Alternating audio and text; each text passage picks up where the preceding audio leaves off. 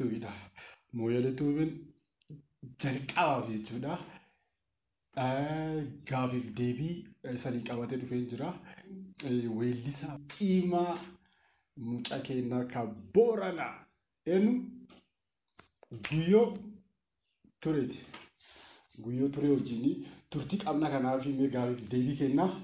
Isoliin deemnaa Guyyoo Turee bagaa gara istiidiyoo keenyaa nagaan dhufte. Bagna eeddanii sanillee dhaabbatii mooyyalee tuubii faawundeeshiniin kan nasibachuu keessaniif kana ta'u ulfaadha jedhe. Ayyee gaafii keenya jalqabuuf Guyyoo Turee kun eenyudha? Eessatti dhalatee akkamitti sirba jalqabee hagammaa sirba hagam qabdaa gaafii kan walitti qabeetiin adeemsise. Akkuma beekamu maqaan kiyya Guyyoo Turee Nuuraa jedhama. Dhalata godin Booranaa Booran Dirree Ragamaa aanadhaas mata wayamaa dhaladhee ganti teessoo qallootti guddadhee achuun baradhee akkoota 1-8 achumaa todo baradhu haalum jireenyaatiin gamartiitti fedhii muuziqaa qabu itti daramuu yaalee achiin duuba gan tokkoo fi waa bulee artii dabalame artii ta'e. Okay, sirba hagam qabda amma? Sirba Lamboorana istiidiyootti hojjedhee ture. Jalqabaaf sirba barsiisaa hojjedhee walumaa galaatti sirba 3 qaba ammaaf. Okay, akkuma beekamu jechuun waan hunda keessaa mata duree inni itti fayyadamutti baay'ee natti tola. Gama Oromoo Boorana kanaanii namni shaalaqaa hin beekne hin jiru. Deebisiti namni Abbi Dabbasaa Guyyoo Jaarsaa Argaa Dhageettii namni hin beekne hin jiru. Warra kan cufa namni weelliseedha jechuudha. Ammas sirba haaraa tokkoon qaba. Sirbi isaaniis dhuma irratti diqqoo isaan dhageessisna. Sirba haaraa tokkoon qaba. Yoo inni eeyyame jechuudha. Sirbaan amma istuudiyoo galee jira. Sunis diqqoo isaan dhageessisna. Mee sirba jalqaba kam hojjettee turte? Sagalee xiqqoo sun hojjette. Gaafa jalqabaa istiidiyoo seenee nallee umriin kiyyaallee xiqqaa Booran istiidiyoo sirba barsiisaatiin seenee ture. Jalqabaatti sagalee nu jedhe. Agarsiisa haaraa barsiisa barumsa hayyuu waan hundumaa burqaa dagaagina guyyaa sadoo kana ibsee biyya maraa. Inni akkas jedhee nama barsiisaa yaadate guyyoonni yeroo tokko hidhamtee jirtan fakkaata. Yaayuudha. Akkasii mee maalirratti dhageessa?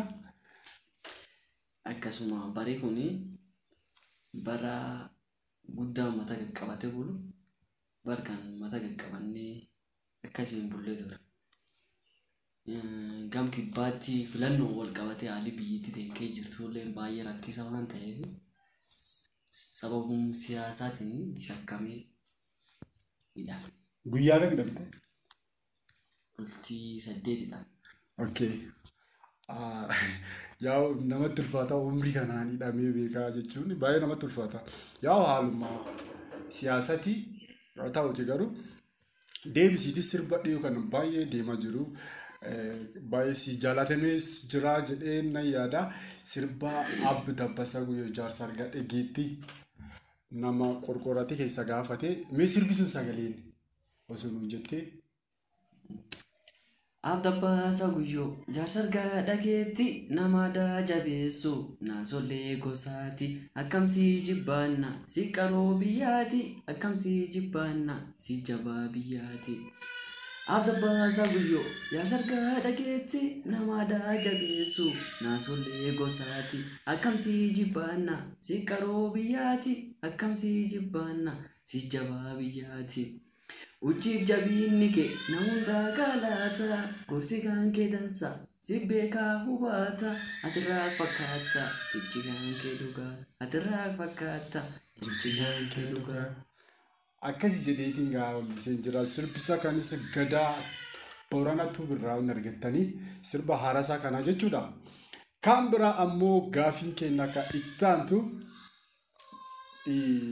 guyyoon dabalataa ammas umrii isaa kan argaa jirtan kana deebisii barataadha. Barataa kutaa meeqaati? Waggaa 11. waggaa kana barataa kutaa 11 jechuudha. Innaa yoo ati eeyyamtee jiraattee sirba kee haaraa kaamni ba'uu jiru qaba. Yoo ati eeyyamtee jiraatte daawwattoota keenyan dhageessifna. Rakkoon qaba.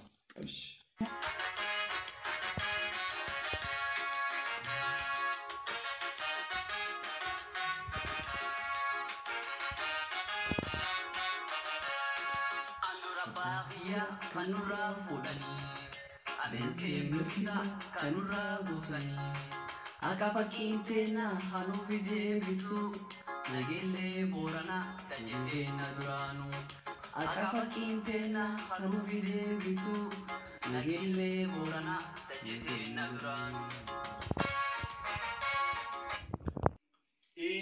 Kan fakkaata irra caala waan irra jaalladhe dhuma irratti waan ta'uu tokkoon dhaga'ee jira naaf fakkaata. Dhuma irratti dhageessisneeti.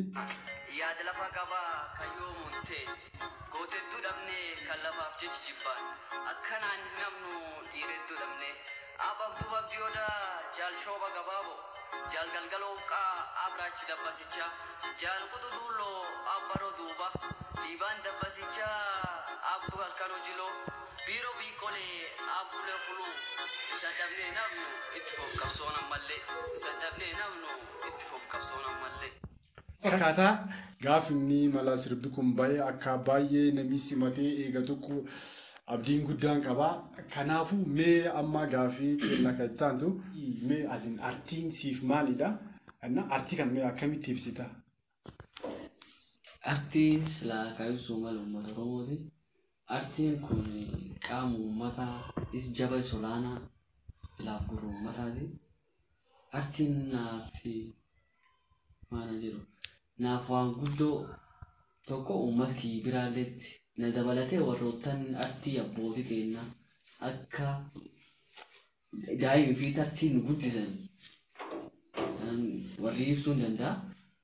Artiin kun uummata Oromooti qaalii anaafis akkas qaali. Egaa sirriitti ibsiteen jedhaa abdiin qaba.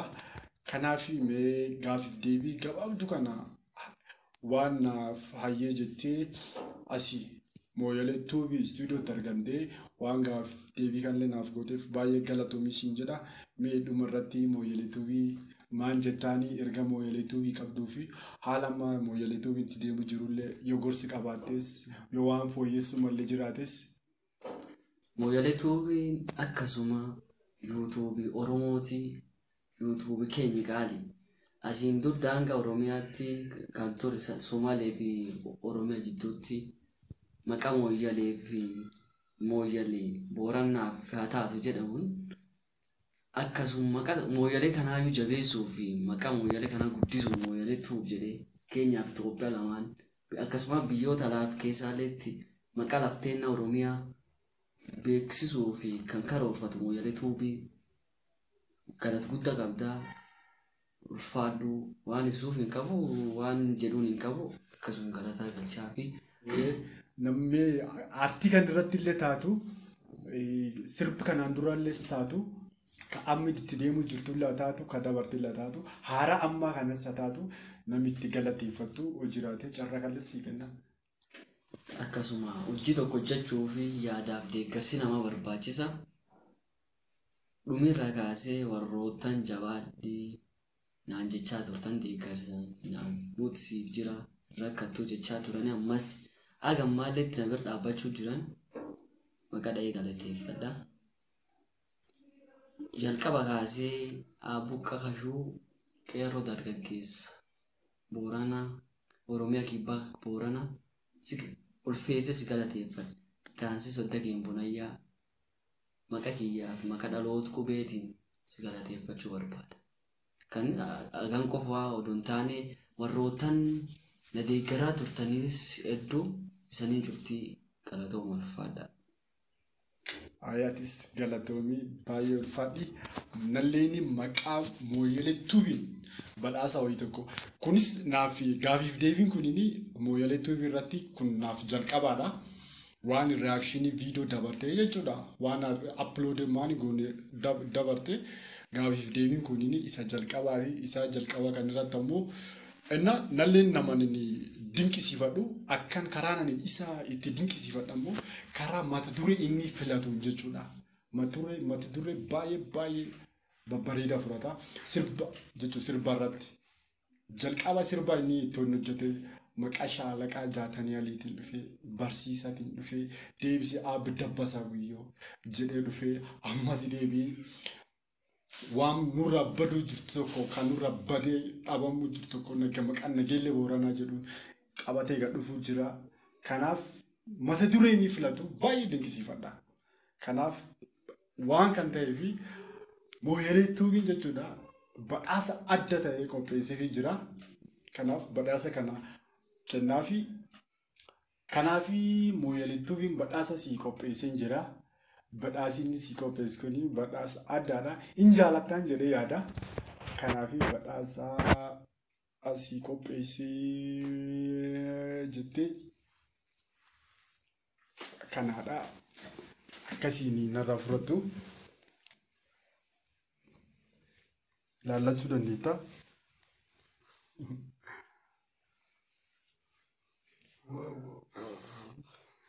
Kanaaf kana badhaasi kan fakkaata. Kana akka irraa gammaddiin beekaa. Atis akka jaarsi qorqorachuu jirtuu fi kulleensi mala jedhee yaada. Kanaaf waan gaafiif deebii kennuu eeyyamtee ayyeetti asiin nu argamteef baay'ee galatoomii. Irra deebi'atis waan dubbatoo qabaatte. Waan dubbadhi hin qabu badhaas kan naa kennu keessaniif artistii keessan jaalatamaa kan ta'e Weellisaa Naawol Booranaa namni kun nam jabeessuu malanii gama hundaanuu irra dhaabbadhaa yuutuubii mooyyalee tuubiilee saabskiraayib godhaa badhaas kan naa kennu keetiifillee galatoomu faattis. Atis galatoomii.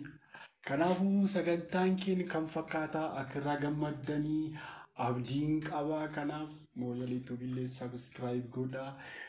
Waan isaanii dhiyeessuu malloo jiraate koomentii irra nu barreessaa. Waan nu dogongorreessu jiraatu nu sirreessaa. Yaada keessaniin fudhannaa. Kanaaf mooyyalee tuubii keessanii saabskiraayib.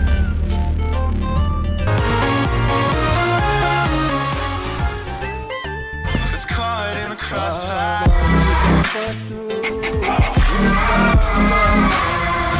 in a